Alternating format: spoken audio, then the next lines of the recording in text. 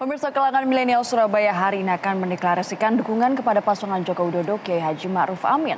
Lantas bagaimanakah partisipasi kalangan milenial dalam mendukung pasangan nomor urut 01 ini? Dari Surabaya, Jawa Timur ada Reno Reksa bersama caleg Partai Nasdem Indra Maulana yang akan mengulasnya. Reno, silahkan. Ya, Ajeng, terima kasih atas waktu yang diberikan pada kesempatan pagi hari ini, di mana memang betul sekali apa yang Anda katakan bahwa lagi-lagi hari ini aliran dukungan, arus dukungan dari kaum milenial untuk Cawapres Joko Widodo Kiai Haji Ma'ruf Amin ini masih akan terus berdatangan. Salah satunya adalah yang dilakukan siang hari ini dengan menamakan deklarasi milenial yang ini adalah merupakan dari alumni SMA SMK Surabaya. Dan untuk tadi seperti yang disampaikan oleh Ajeng bahwa memang saat ini saya sudah bersama dengan salah satu tokoh milenial juga di Jawa Timur yang juga merupakan pihak dari Partai Nasdem juga tadi disebutkan ada Kakak Indra Maulana. Terima kasih Kakak Indra atas waktunya. Selamat pagi. Ini luar biasa, milenial banget penampilannya kelihatannya. Mas Indra, kalau kita berbicara mengenai milenial, tentu kita akan berbicara mengenai range usia terlebih dahulu. Nah, ketika kita berbicara mengenai generasi milenial, kemudian kita berbicara range usia, ini tentu akan dianggap menjadi salah satu juga, karena jumlahnya banyak juga pada gelaran pemilu ini. Bagaimana seharusnya hal ini menjadi concern tersendiri dalam gelaran Pesta Demokrasi bulan April mendatang?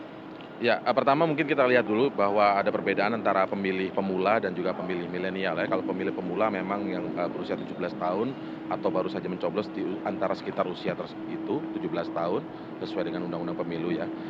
Lalu yang sisi lainnya adalah pemilih milenial karena ada beberapa data kalau pemilih milenial itu ada range-nya, ada yang mengatakan usia hingga 35 tahun, ada juga yang mengatakan usia hingga 40 tahun. Kalau berdasar saya cuplik sedikit data Perludem pada akhir 2018 lalu ada sekitar mencapai 100 juta kalau usianya itu adalah 40 tahun dan kalau sampai 35 tahun angkanya sampai dengan 75 juta. Artinya ini adalah angka yang cukup besar bagi pemilih di 2019 nanti. Nah, tentu saja ruang yang cukup besar bagi para kandidat Capres 01 maupun 02 untuk merebut ini.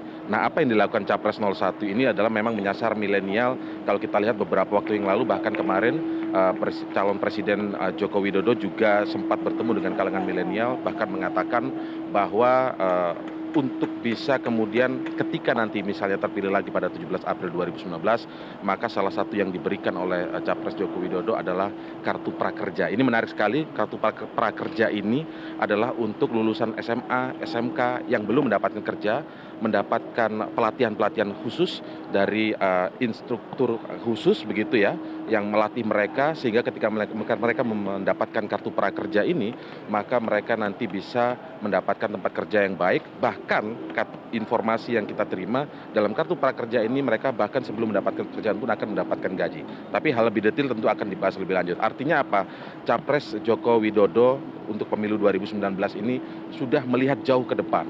Ini adalah calon presiden yang memang punya visi dan misi untuk membawa negeri ini, Indonesia, ke next level.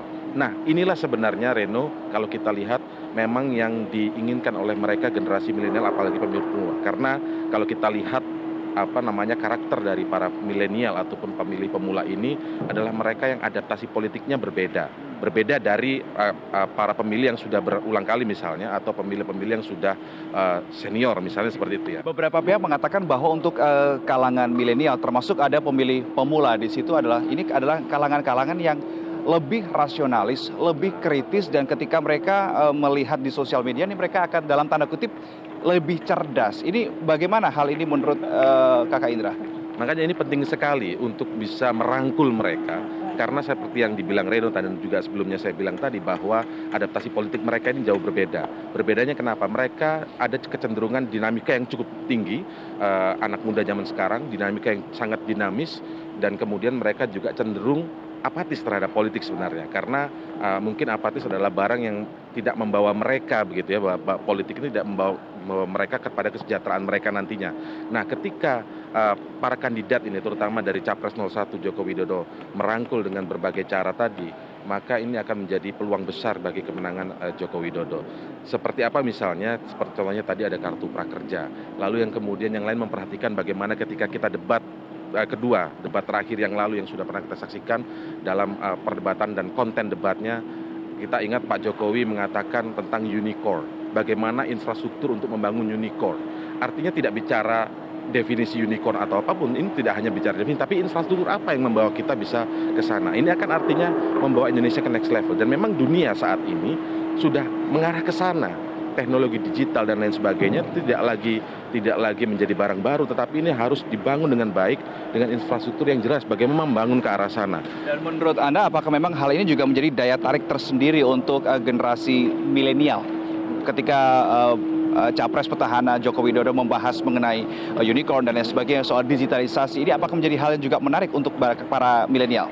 Tentu saja, karena kalau kita lihat zaman sekarang, kalau mungkin zaman yang lampau begitu ya, kita lihat ketika mereka lulus sekolah, mereka lulus kuliah, mereka akan melamar pekerjaan, menjadi karyawan, dan kemudian pada akhirnya mendapatkan pensiun.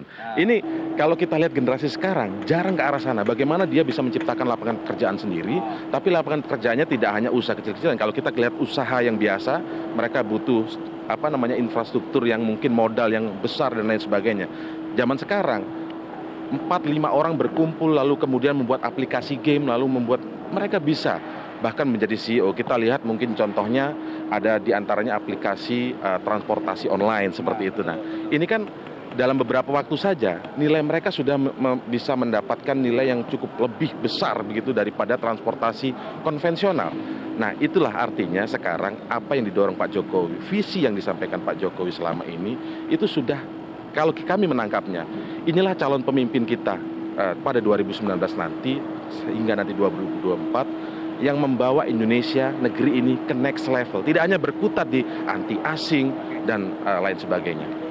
Baik, terima kasih Kakak Indra Maulana sudah bergabung bersama kami berbagi informasi mengenai bagaimana sudut pandang generasi milenial, pentingnya generasi milenial pada momen pesta demokrasi pada bulan April 2019 mendatang. Sekali lagi, pada hari ini pada pukul 13.00 waktu Indonesia Barat akan diadakan deklarasi milenial untuk menyatakan dukungannya pada pasangan Joko Widodo, Kiai Haji Ma'ruf Amin. Kembali ke rekan Ajeng di studio.